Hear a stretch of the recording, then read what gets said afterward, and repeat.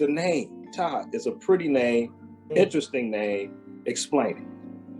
Well, I got that name over half of my life through marriage, and it's Arabian name and Egyptian Arabian. And so basically it's just a surname and it's stuck and that's it. It's very interesting. It's a pretty name, it's an interesting name. So I'd have to have you explain to the viewers, a little bit about that. A mutual friend put us together, and I had an opportunity to check you out. You got that Jill Scott, and you know what I thought? I thought Erykah Badu, and you quickly, told me that there's only 2 people that thought that. But I hear a little bit of that Jill Scott. Your style of music. Talk to our viewers about your style of music and where that comes from.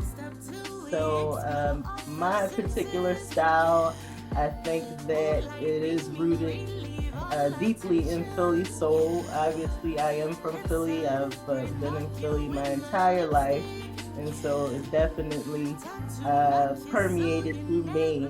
And like you said, Jill Scott is an inspiration of mine, a huge inspiration as far as vocally and artistically.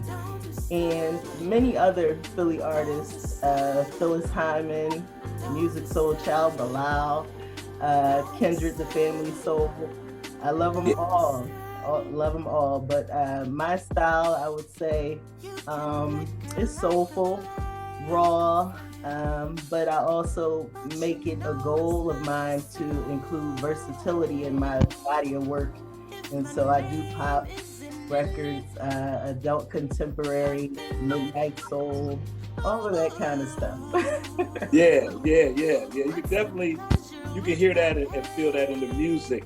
Where'd you get your start at? Did you start off in church? I mean, I hear, you definitely got that soul vibe, and you can hear all of that. But how'd you get your start in music? No, I actually didn't start in church. However, I did visit church with my godmother, and she was always like, get up there and sing with the choir. They had like a kind of, I guess, open door policy. Anybody could get up and sing with the choir, and she would sometimes say, get up there and sing too. And, but as far as solo, I just started doing my thing and releasing original music probably now 11 years ago. So started singing just by my mother playing records in the house, and had to be maybe 4 or 5 years old, and I would just start singing along with Stephanie Mills and Anita Baker and all of the greats. Yeah, that's what's up. That is what's up. You got this project out, and it is it's charting, and I know you got to feel good about that. Absolutely, very grateful. What do you want your fans this to come away with? If you like, what type of vibe you want them to come away with? From the project, I just want them to come away with knowing that it's honest, it's vulnerable. There are some songs that are personal on the project, and some just from my creativity and imagination, and I like to balance it that way, and I think that you can get a good feel for who I am as an artist from that project. Yeah. That's what's up. That's good. Good stuff.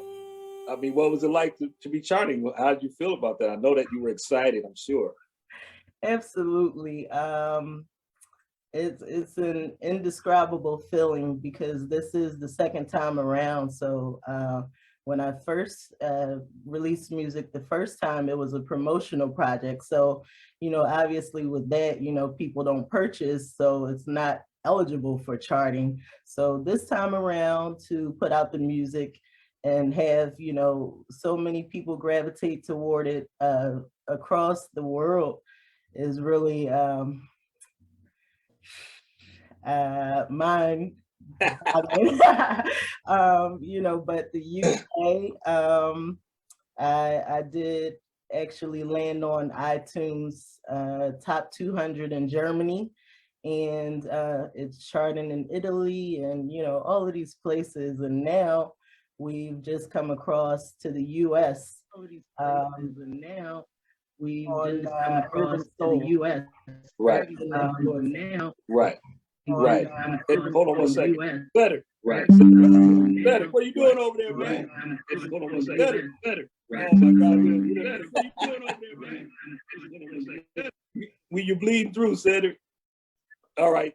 We back. Go ahead. Finish what you were saying. I'm sorry. Yeah. So, it's just a wonderful feeling to touch UK to Germany, Italy, and now the US with Urban Influencer on the R&B soul chart. So people have been enjoying the music, and in particular, Sweet Effects and Loving on Me. So and Space and Time also charted. So those two songs from the EP, I'm really proud of that. Absolutely nice, real nice. You opened up for Chubb Rock. Yes. What was that experience like for you? It was a wonderful experience. This past November, I did a set over at the Treasures Hall here in Philly, and I was one of his opening acts. It was other artists, but I was the last artist right before he went on, and they allowed me to do 30 minutes, and I was able to do some of the original music, and then I did maybe 2 original songs and 3 covers. So I had about 30 minutes, and then at the end, he was looking for me, and I kind of was like, I don't know what he's gonna say. So I'm like peeking around, and he's like, "You're incredible." You are incredible. So I'm like, okay, thank you. So that made me feel good, and that was my actually that was my first solo gig. Okay. So to open up for Chubb Rock, and that's my first one, that was an amazing feeling. Yeah. I got a question there. When you broke into the scene, did you break in like everybody else doing live music? Did you break in doing live music, or did you start with your recordings? I started off with my recordings, and that first project, it's my baby, but when I put it out, I wasn't necessarily happy with it because I released it raw, unmixed, unmastered, and so I didn't know people would take notice to that. I just kind of like put it up for my own release, and just to get the music out for myself, not knowing that so many people would listen to it, and I was like, oh God. So from that, now knowing what I know, I would have waited and mixed it and mastered, and cleaned up some of those funky notes that were in there. But that's incredible. I made sure I didn't do that with the second project, which was 8. So no, I just started performing live now 2 years ago in 2021 at local open mics here in Philly. That's even more incredible. Well, how did you get people to listen to your music? I would say the biggest tool in it has been social media. So like I said, I just put it up on Bandcamp. I would post my Bandcamp link, and many people gravitated toward it, and it was kind of like, wow, I didn't know people would take notice, but they did. And so some around this time around, some remembered that work that I did earlier on. Wow. Now I hear you're really shy. Yeah. How did you overcome that in your live music? I don't think that I've overcome it as of yet. So I still do battle with some anxiety and nervous energy when it comes to sharing the music. Definitely when it comes to performing live. Live, I only perform with the sunglasses on. And, I think some people think I'm just trying to be cool, but no. I'm really nervous. And, it was only one performance that I can remember that I performed without the glasses on. And Wow. a fellow artist here in Philly, shout out to Tia Shanae, she opened up her platform for me over at Kelsey's, which is a well-known soul food restaurant. And she was performing there, and she let me get up on the platform. And, I had the glasses on my head, and I forgot to flick them down. So as soon as the band started playing, I got so nervous. I'm like, why can't I see the people?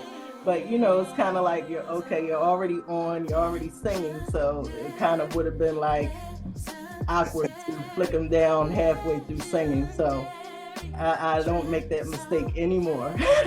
That's crazy, man. That is crazy. Yeah. So are you still like pitching yourself now? Yes, absolutely. Sometimes, Wow. yeah. Some of the live performances are like a blur for me. Like I don't remember them, but I've been told that now I'm a little bit more loosened up when I'm singing live. I think maybe if I'm doing a set, the first song, I'm still a little, nervous, but then, as I continue on, I get a little bit more comfortable. That is so cool. So Yeah. now that you're here, now that the world sees you and the world hear you, has your vision changed? Uh, hmm. That is an interesting question because I think that my vision is changing slowly but surely, and pretty much based on my family and close friends and what they're telling me that they see for me. Because for me, I think that I just want to release music on the internet and, allow people to enjoy it that way. But my family is like, no, you need to start doing your own shows, and, people want to see you sing live. And I know that that takes a lot out of me, that, getting up there, and it's a lot. So I think that I'm going to go ahead and do it, but It's a little hesitant for it, but I'll eventually do it. man, that's so exciting, man. That is really exciting. Yeah. Yeah. Wow. Yeah, absolutely. Absolutely. Toy, I mean, you are absolute, just joy. You can relax. We didn't have enough flubs on this show. You Oh might as well yeah. just relax. Let your hair down. Are you saying Exactly. take the glasses off? You can take them off. Yeah, you can go ahead and kick back. Cedric, hey, me and Cedric and I got to put the glasses on now. Yeah, right, right. I got to ask you another question. Your influences. I mean, you come from Philly. I mean, it's endless artists from Philly. But who do you pattern yourself after? So it's many artists that have influenced me. First and foremost would be Michael Jackson and Prince, artists like that really had something special. Because there's so many singers, but you can clearly tell that they had God-given Gifted. talent and drive. But those two, not to compare, but they were the ones that pretty much made me see like, wow, this is incredible. And I want to create something and impact people and empower people in that way. But so many artists, like I said, Beyonce, Amel LaRue. I really love Michelle and Cello. I just Oh had yeah, a chance yeah. to see Oh her. yeah, Yeah. Hey, Toy, you play any instruments? You play an instrument at all? I used to play the trombone in school, but I didn't continue on with it. And I was pretty good too. But no, but I do eventually want to learn some instruments. Wow. Yeah. So how you do your writing? Then you just actually just write it down, or you hear the music in your head? I mean, how do you put songs together? So every time is different. Sometimes I can listen to a track first and then, write based off of that. Sometimes I'll wake up like in the middle of the night with some lyrics in my head and try to record them real quick, like on a voice note. Every time is different. But when I do write, I try to based on the instrumental, I'll do it phonetically. Like, so, any artists that are listening in, they'll know, like, you go by the beat and you'll just sing like da da da da da or something like that, and then go back in and rewrite the lyrics. So that's how I usually do it. Wow. Yeah. Wow. Impressive. Thank you. Impressive. So, do you got anything else? Do you prefer songwriting over singing, or is it just the same? I personally would love to just write for people. Wow. So yeah, I do. Well, it's two reasons for that. In the industry, I would love to be a songwriter. However, songwriters are now fighting to be treated equally. They don't get their pay up front. Really? Yeah, so it's a big thing going on right now. That would be the downfall of it. But producers, the engineers, everybody gets their money up front. The songwriters in the industry are the last to be paid, and it kind of doesn't make sense. It doesn't. Wow. Without the songwriters, you wouldn't have a song, right? Right. Exactly. Wow. So yeah, it's some artists that are fighting for those rights now to have songwriters treated more fairly, and but that's something that I personally would want to do, write for other artists. But I love to sing. I don't think I love anything more than to sing. But when I'm singing alone and nobody is listening, that's like the feeling that I really, really love it. But if people are listening, it's like, I don't know. I don't know how to explain that. But I was recently talking about it, and it's because for me, singing makes me feel naked. It's like a vulnerability. Yeah, man. Wow. Yeah, wow. So, and imagining yourself in front of so many people that don't know you personally, Yeah. and then you're like just standing up here bare. That's the feeling that I get from it. So that would be the reason why there's so much anxiety there. Wow. Yeah. Wow. Man. Yeah. Toy time. I admire those people that can just get up and sing, and they don't care what people think and all of that kind of stuff. Yeah. Yeah. I hope that eventually I get there. Yeah. Wow.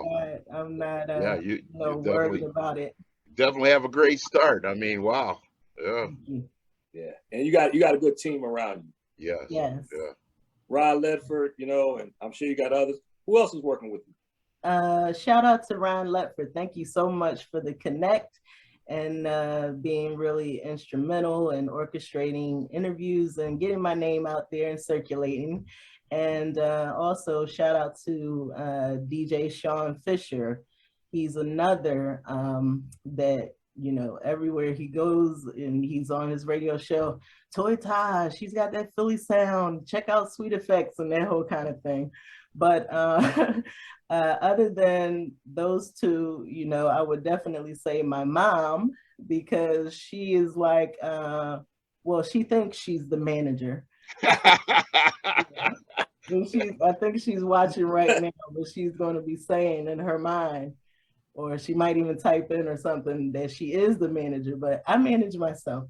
But she thinks that she's a manager, so maybe eventually she'll get the title. Wow. But those three have really been instrumental in pushing me. Wow. That's good. You mentioned the Philly sound. Man, I go way back to Gamble and Huff. Yes. What is the Philly sound? The Philly sound is just deeply rooted in soul, honest, vulnerable. There's some funk, some jazz, a little hip hop. Yeah. You know, it's just like a combination of all. Straight. Yeah. Yeah. Man, Toy Taha. I love it. I love it, man. And love your personality. Love that beautiful smile. Thank you. Man, you can take them glasses off. I'm telling you. You're doing it. You're doing it big. We love it. Yes. Your music is everywhere. People can stream it. Let them know where they can find it. Yeah. And how can they follow you? Okay, so I do have an official website that is toytaha.com. All of the music is on every streaming platform: iTunes, Apple Music, Spotify, Tidal, which is my favorite because it actually pays the artist more of a percentage, and everywhere, Deezer, you name it. Great.